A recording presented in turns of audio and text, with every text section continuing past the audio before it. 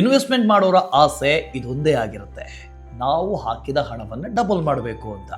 ಆದರೆ ನೀವು ಇನ್ವೆಸ್ಟ್ ಮಾಡಿದ ಹಣ ಡಬಲ್ ಆಗೋದಕ್ಕೆ ಎಷ್ಟು ವರ್ಷ ಬೇಕಾಗತ್ತೆ ಗೊತ್ತಾ? ಇನ್ಯಾಕೆ ತಡ, ಬನ್ನಿ ನೋಡೋಣ. Let's compare 4 asset classes: fixed deposits, debt funds, gold and equity mutual funds. ಮೊದಲಿಗೆ 1 ಲಕ್ಷದಿಂದಲೇ ಶುರು ಮಾಡೋಣ.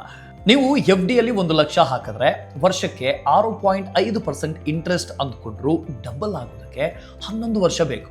ಆದರೆ ಡೆಟ್ ಫಂಡ್ನಲ್ಲಿ ಇನ್ವೆಸ್ಟ್ ಮಾಡಿ 7% ಇಂಟ್ರೆಸ್ಟ್ ಅಂದರೆ ಡಬಲ್ ಆಗೋದಕ್ಕೆ 10 ವರ್ಷ ಬೇಕಾಗತ್ತೆ. ಇಂಟ್ರೆಸ್ಟಿಂಗ್ ಏನು ಗೊತ್ತಾ? ಇದೇ 1 ಲಕ್ಷವನ್ನು ಗೋಲ್ಡ್ನಲ್ಲಿ ಇನ್ವೆಸ್ಟ್ ಮಾಡಿದ್ರೆ 13% ಇಂಟ್ರೆಸ್ಟ್ನಿಂದ ಬಂಗಾರ 6 ವರ್ಷದಲ್ಲಿ ಡಬಲ್ ಆಗುತ್ತೆ. ಅದೇ ತರ ಈಕ್ವಿಟಿ ಮ್ಯೂಚುವಲ್ ಫಂಡ್ 12% ಇಂಟ್ರೆಸ್ಟ್ ಕೊಟ್ಟು 6 ವರ್ಷದಲ್ಲಿ ನಿಮ್ಮ ಇನ್ವೆಸ್ಟ್ಮೆಂಟ್ ಅನ್ನ ಡಬಲ್ ಮಾಡುತ್ತೆ.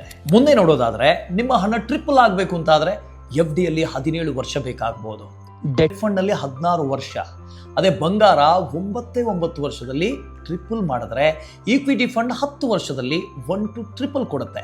ಇಲ್ಲ ಸರ್, ನಮಗೆ 5 ಪಟ್ಟು ಬೇಕು ಅಂದ್ರೆ FD ಯಲ್ಲಿ 25 ವರ್ಷ ಬೇಕಾಗತ್ತೆ, ಅದೇ ಡೆಟ್ ಫಂಡ್ ನಲ್ಲಿ 24 ವರ್ಷ, ಆದರೆ ಬಂಗಾರ ಜಸ್ಟ್ 14 ವರ್ಷದಲ್ಲಿ 5 ಪಟ್ಟು ಮಾಡಿಕೊಡುತ್ತೆ. ಇನ್ನು ಈಕ್ವಿಟಿ ಫಂಡ್ ನಲ್ಲಿ 15 ವರ್ಷ ಬೇಕಾಗತ್ತೆ.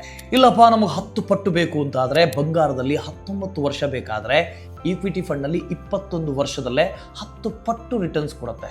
ಸೊ ಈ ರೇಸ್ನಲ್ಲಿ ಗೋಲ್ಡ್ ಮತ್ತು ಈಕ್ವಿಟಿ ಮುಂದೆ ಇದೆ ಅನ್ನೋದು ಕ್ಲಿಯರ್ ಆಗಿ ಕಾಣಿಸುತ್ತೆ. For more such interesting insights, follow grow Kannada.